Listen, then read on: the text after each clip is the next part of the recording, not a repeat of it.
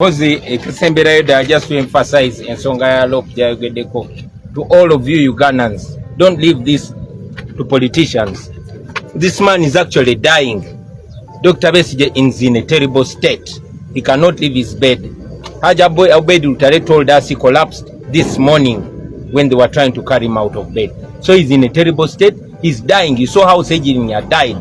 We will not forgive ourselves as Ugandans if Besigye dies when we've not put enough pressure. So don't leave this to politicians. You've heard Museveni's son saying Besigye will either leave prison in a coffin or after kneeling down to Museveni. So this is upon all of us to save Besigye. You've saved me before. We can save Besigye and all these other political prisoners. So take charge, rise up all of you. Bana Uganda banafe mwena mwena. Besigye bali mumutira mukomera. Mwabiwulidde mwakiraba mutabani wa Museveni agamba Besigye ajja kuva mukomera ngali mu kesi y'abafu obanga amaze okufukamirira Museveni. So kiri erimu tembirekera ba politician bokaboko babakulembeze. Naawe gy'oli osobola okola ky'osobola gwenga omuntu oba mu small groups zammwe abali mu Uganda n'abali ebweru. Put pressure to save this man and save other political prisoners. Tukikole fena tusobola okikola. Don't just point fingers at each other. Do something to save him and save our country. Thank you very much. Free Dr. Kizza Besigye gwe mulamwa oguliwo era abantu bonna okwetoloola ensi yonna basazeewo okuyimusa amaloboozi gaabwe era munnange Bobi Wine bw'atu akulembeddemu ttiimu ey'abakulembeze ku ludda oluvuganya bwe batyo ne basalako ekkomera eryeruzira nga baagala okubeera nga balaba Dr. Kizza Besigye nga bagenza okubeera nga bamukyalira.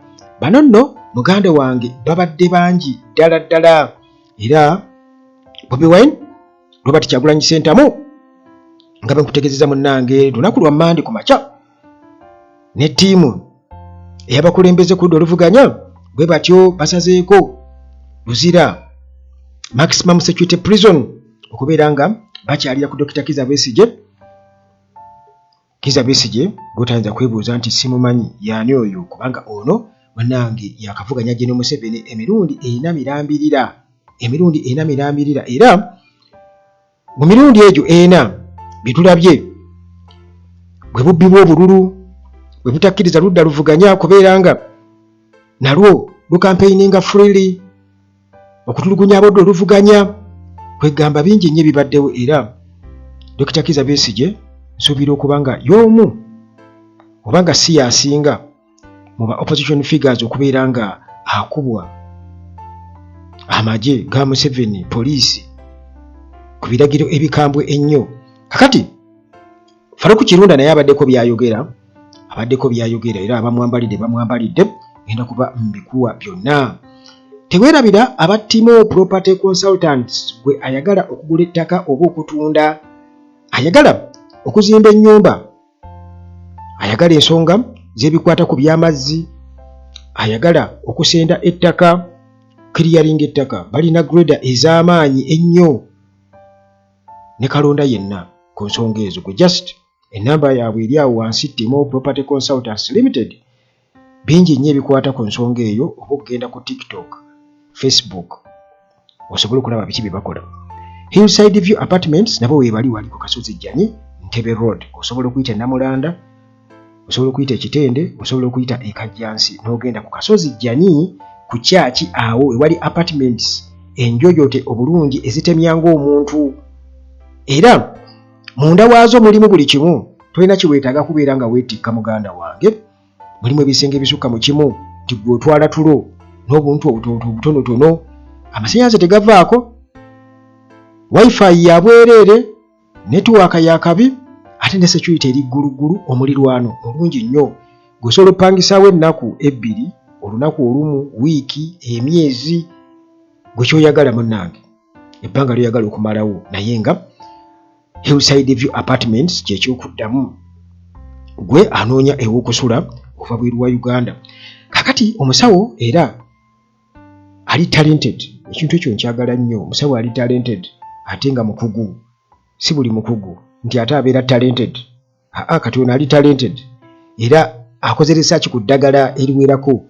Kale gwe n'endwadde ez'enjawulo mumukubiri ennamba ntero gitekako wawo esembyayo 173 ennamba ezange just nti eyiye teriiwo naye ezange emu esembyayo 173 endala 15 kale munnange nga bwe mbadde nkutegeeza nti ebya Besigye byafuuse dda namulanda nga amabeere g'embwa era munnange nga bwe nkutegeezezza nti Bobi Wine yabadde yakulembeddemu dda ttiimu ku makya eyaba opposition figures basazeeko ekkomera ly'e Luzira era nga bawoza kimu twagala kulaba Dr. Kizza Besigye okusinziira ku mbeera embi gye tutegedde gy'alimu kakati munnange era akatambi kabaddewo ku mutimbagano wonna tukalabye nga convoy eya oppositional heavyweights mu opposition omuli Secretary General wa NUP David Lewis Rubongoya omuli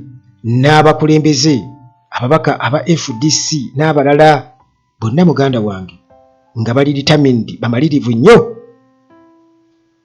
ne ba activities abalala era nga bano bwe batyo basazeeko nga bali ku gate eyeruzira era nga kino munnange security bwetyo eguddemuko obunkenke obw'amaanyi ennyo nga balaba abasajja bazze baabano bannaye tukoze tutya jjukira ti olwadde ensonga yakutte dda enkandaggo Dr. Kizza Besigye lwakitegeddeko tibamututte mu ddwaliro wali ebugoloobi ng'ali mu wheelchair security nga y'amaanyi nnyo oluvannyuma lw'okubeera nga abakulira ekkomera baakubidde famire nga babugamba ne personal doctor we kale kajje so oluli babadde bamuganya okubeera ng'amulaba kakati munnange abakulembeze bano abakulembeddwamu Bobi Wine ku makya gwa lunaku olwa Mande ne ku z'omwezi 17 bwe batyo basazeeko ekkomera era nga babadde tebasalikako musale munnange amagye agaba prison wardens nga galina emmundu bwe batyo ne basalako gate temuyingira bannange temugenda kuyingira tetulina biragiro ebyo naffe tukola bukozi bannange batulagira bulagizi nti bakiyita batya juzi twalaba bacapa mugo bagamba nti at his attention batugamba bugambi nti at his attention kakati munnange Bobi Wine nga abadde leader in charge bwatyo avuddeyo n'ayogera mu ddoboozi ery'omwanguka nti twagala kulaba Dr. Kizza Besigye kyekituleese wano twagala access ku Dr. Kizza Besigye temusobola kubeera nga musayira ensinga oba nga musirisa abantu okwogera Besigye musibe era asibiddwa ewatali nsonga tetugenda kubeera nga munnange tuyimirizibwa Bobi Wine bw'atyo bw'ayogedde mu ddoboozi ery'omwanguka era muganda wange budde bubadde bwa kumakya abasajja tebananywa caayi andi basookako jjute ate ne babeera nga bamubawa basajja battu kakati munnange buofiisers wali akukomera bwe batyo balabisenga nabo kwegamba batidde basobeddwa ki ekyokuzzaako kubanga kino ekikoleddwa kibadde unexpected bali tebasuubira kuba nti invasion eno ey'abakulembeze ku ludda oluvuganya egenda kuba bweti nti oba banaategeka okukeera baakedde bukeezi nti baategese ti we tukeera munnange bwe batyo ne batuubagira okubeera nga bacontaininga situation bazza embeera mu nteeko omu ku basenior officers agezezzaako kubanga atereeza embeera ayogeza akawoowo kukakkanya Bobi Wine ne ttiimu ye ababadde abasunguwavu ennyo era bw'atyo n'aga nti bannange enkola y'ekkomera erina okubeera nga egobererwa era bano mu kulemerako nga bagamba nti ddembe lyaffe era ddembe lya musibe okubeera nga akyalirwa era kino tekirina kubeera nga kiteesebwa nako tuzze kukyalira Dr. Kizza Besigye munnange bino byeyongedde okubeera nga ate bireetawo embeera okwekanama. Bobi Wine ne ttiimu ye bwe basazeewo kwannanga okubeera nga boogerera waggulu nti free Besigye, free Uganda, mute Besigye oba musumulule Besigye, musumulule Uganda. Munnange amaloboozi gabadde waggulu nnyo n'abawagizi ababaddewo, era Rubongoya bw'atyo n'abuuza nti bo abasibe bayisibwa nga bazzi ba misango. Embeera ebadde ya bunkenke nnyo era yeeyongedde okubeera nga etabuka. Ab'oludda oluvuganya ababadde bazze okulaba Besigye batandise okubeera nga ate baleekaanira waggulu free Besigye, free Uganda, musumulule Besigye, musumulule Uganda.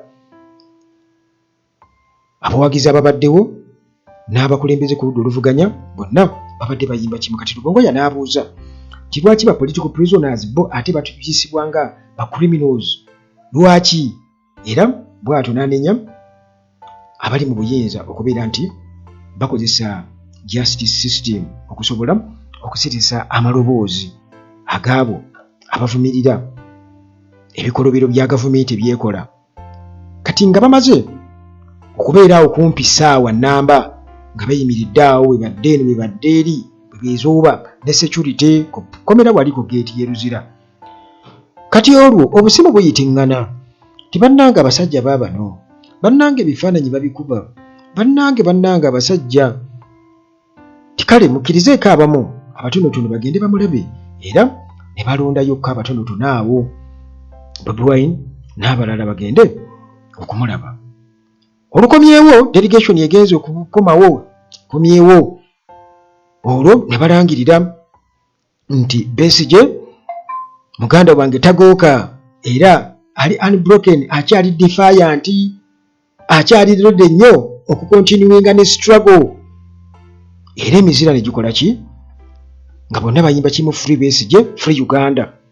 Kati awo tukitegeeredde nti Uganda Prisons Commissioner General Johnson Byabashaija abadde yakedde ku TV genda ku kiriyalinga air nti genda bannange otegeeze eggwanga titiwaliiwo kyetaagisa nnyo kweraliikirira ku nsonga z'obulamu bwa Besigye. Era eyo gyabadde abadde ne Simon Kagwanjala munnamawulire Byabashaija n'akonfaminga nti Besigye abadde afuna medical care eyeetaagisa era personal doctor we wali nnyo okubeera nga alaba buli kimu ekigenda mu maaso. Oluvannyuma lw'okubeera nti nomunnanga akoseddwa nnyo olwa hunger strike gy'aliko, era ono mututegeeza ebyo ng'atugamba nti Besigye afuna obujjanjabi obwetaagisa. Twakitegeere nti bamutute mu kiliniki gye baamujjanjabidde, ndowooza eyo gyabadde bamugamba nti owange omusajja abasajja bakedde ku nkyo okumulaba bangi nnyo. Ndowooza n'agamba kale mukkirizeeko abamu abatonotono bagende bamulabe. Yadde gubadde bwe gutyo, bano bagenze okukomawo gye bagenze okulaba Dr. Kizza Besigye abatonotono abalondeddwamu tebasobodde kubeera nga bamulaba. Bagambye nti Dr. Kizza Besigye ali wiiki nnyo, munafu nnyo, tasobodde kubeera nga ava mu buliri bwe okujja okulaba abagenyi abadde bamukyalidde, nti abadde munafu nnyo nga tali mu mbeera esobola na kwogera n'abantu. Naye bano batugamba nti omusajja ali okay, tewali mbeera yonna. Era mu mbeera abantu gye badescribinze nti Faruku Kirunda naye alabisenga kwegamba ayagala okubaako kyayogera mbu abadde tasobola kukireka kino kigende, mbu naye ayagadde okubaako kyayogera, mbu tayagadde kulekebwa mabega, mbu ayagadde okubaako kyayogera ku nsonga y'okusibwa kwa Besigye. Era ne bamugamba nti byoyogedde tebirina makulu, nti waliwo abantu ab'omugaso ennyo olwedda abayogedde dda bye wayogedde. Era omuntu omu amugambye nti ekyo kansooke nkireke kuba tugenda kuba kubanga abantu bannange bakoowa ebyaddala. Kakati ono special presidential assistant Faruku Kirunda avuddeyo n'akuba omulanga eri bannayuganda bonna nti bannange mulekerawo okwogera bino okuteebereza bino nabiri tewali kyakweraliikirira nnyo ku bulamu bwa Besigye abadde ku mukutu gwe ogwa X era n'agamba nti Besigye tali mu mbeera mbi era n'agamba nti kale kirungi nnyo ba sympathizers ne ba family members okufa ku muntu waabwe naye tewaliiwo mbeera yeraliikiriza bino ebintu byakutegeera butegeezi nakumanya ki kyakukola mbu waliwo process gye bali mu kuuluka mbu Besigye bamutransferring omusango gwe bakuteeke mu kooti oba civilian court etali y'amagye era n'agamba nti DPP yamaze dda okubeera nga alaga steps ezigenda okubeera nga zikwasaganyizibwa era nga zino zigenda kuba zonna zikomplayinga nga zigondera okusalawo kwa Supreme Court nti Besigye ate era kyemulina okumanya tali under military detention. Agamba nti ali mu luzira era famire ye esobola omukyalirako wonna weeyagalidde nti era basobola okwebuuza kubakulira ekkomera kyonna kye babeera baagala okumanya ne bababuulira naye olw'okuba nti Besigye ali ku hunger strike kati famire ye esobola okwogera naye nemwenkaleginga akkirize alye emmere nga bwe bategeka okubeera nga munnange bamuwa beyiri era ng'omusango gwe gutwalibwa mu kkooti etali y'amagye aweebwe beyiri.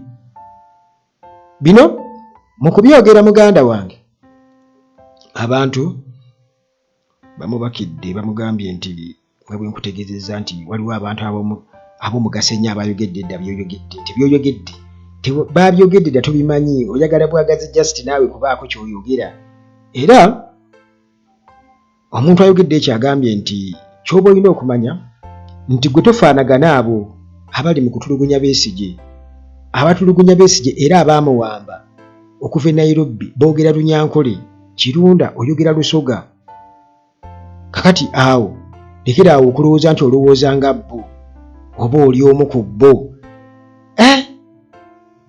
munnange olutalo olugenda mu maaso era omuntu omu n'agamba nti ne bannange mwali badde mubijjamu ebyamawanga kubanga n'abanyankole bangi oba aboogera Olunyankole bangi abalumirirwa Besigye naye ate ekira sikyategeeza wabula nti agambye nti bava mu abo tagambye nti bonna agambye nti bava mu abo era Kirunda ne bongera okubeera nga bamugamba nti teri kintu kibi kubeera nga okozesebwa ng'omuddu ate omuddu alya leftovers bali ku Kirunda bamugamba nti gwe oli mu kulya leftovers oli muddu era bamugamba nti gwowoza ku transferinga ffe tuli ku bulamu bwa muntu omuntu afa kati munnange ebyo bye bimu ku ebyo ebiriwo sofa ku mbeera ya Besigye mu kkomera katusuubire nti oba nga batugambye DPP kubanga kirabika gavumenti nayo erina engeri gyefuukamiddemu kubanga hunger strike nti Besigye singa abaatuusibwako ekintu kyonna ekyo kiyinza okuvaako obuzibu ate obw'amaanyi ennyo nti nabo balabika ekintu ekyo baakitidde nti waayo musajja ono singa ekintu kyonna kibaawo kubanga tukimanyi bulungi nnyo ebintu bye tumujwetekako bijweteke bujwetesi bigenda kubulwa omutwe n'amagulu okunnyonnyola ngera bwe nabategeeza nti bwe babeera bakutte abantu katugeze omuzungu waali agezaako okuguza emmundu ali mu negotiations okuguza Besigye emmundu ate gye ne bamuleka n'agenda ne bakwatako bano baali badde naye bamukwata ng'omujulizi naye balina bubeezi butambi bwembu ng'ajogera so nga ate yaliwo bw'aba yali e Nairobi lwaki tebaamukwata naye ne bamuleeta gavumenti ye ne bagigamba emunone bunoonyi emutwale naye nga bamukutte kubanga kati ne bamukwatidde mu buyeekera baali badde bamuvunaanira Kenya tebamukwatira mu buyeekera ne bayita mu East African Community bwe batyo ne bagamba nti ageza okuyeekera eggwanga eriri mu sister country mu East African Community kale alina okubeera ng'avunaanibwa eno kubajaddiziza omusango naye oli baamuleka n'agenda ekintu nze nange kyendaba nti si kyabwenkanya n'akamu era kiraga nti bino byonna bifumbe bufumbi biboozi bano abasajja balina obusungu bwe bulwako gwe batulugunya nga bayiyayo tikale wakiri katutugunye ono ku busungu katubamalire ku ono baagala okutuga era kireka batuze abaana bangi nnyo gye tutabeera teebereza abaana babakutte babatutte eyo ntukya kyembaazi tugenda kukutta bw'otayogera tubuulire emmundu ziri luddawa mu pulaninga ki lwaki owagira Bobi Wine ebyo basaana okuttayo omu nga sampo osobole okutya ggwe mbw'oyogere abo